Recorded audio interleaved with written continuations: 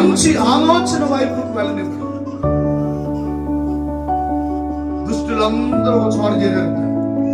ఎవరు అందరూ ఒకసారి చేరారు. అందరూ దుష్టులు అంటూ ఉంటారు.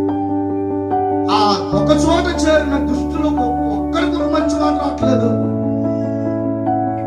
ఆ చేరిన వాళ్ళు అట్లాంటి మరి చేరిన వాళ్ళందరూ మన ఊళ్ళందరూ మంచివాడు. వాళ్ళ ఆలోచన చాలా బాగుంది. అదొక అందరూ ఒక చోట చేరి వాళ్ళ ఆలోచనలో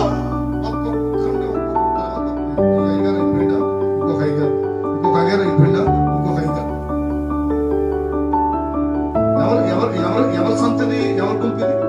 దుష్టులు గుంపు. ఆయనకి ఎంత వస్తాయి, ఈయనకి ఎంత వస్తాయి, ఆయన ఎన్ని బిల్డింగ్లు పెట్టిండు, ఏనేం చేస్తాడు. ఏ గుంపిది? మనోళ్ళు అట్లా ఆలోచించే మనోళ్ళు మంచోడు. స్తోత్రం చెప్పండి. హల్లెలూయా.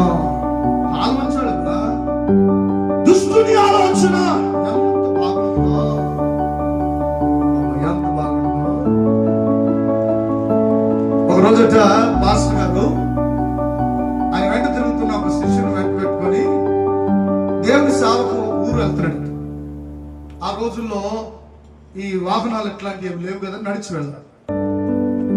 కాలి నడిచి వెళ్ళాలి. నేను కూడా గొల్లమందుల ప్రారంభ దినాల్లో ఇటు వాగులో కూడా నడిచిపోయేవాడు. సైకిల్ పంచర్ పడినప్పుడు, సైకిల్ లేకపోతే పడి నడిచిపోయేవాడు.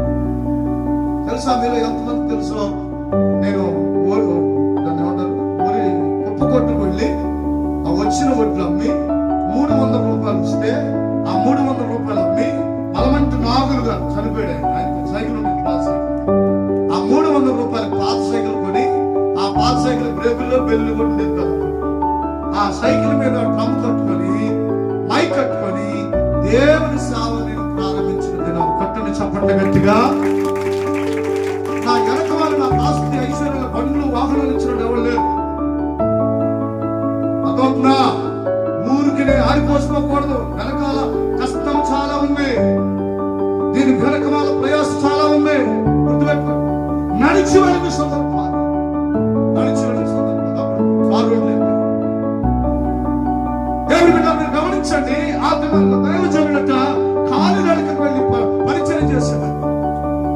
నేను ఇంటికి వచ్చేసరికి 3-4 అయిపోయింది. రాత్రి ఇంటికి వచ్చాను 3-4 అయిపోయింది. పాడి దేవుని సువార్త ప్రకటించి 12-1 వరకు పాటలు పాడించేవాళ్ళు వచ్చారు. పాటలు వినడానికి రోడ్లు పట్టేవి కాదు ఆ రోజు ప్రజలు ఆ ఊర్లో.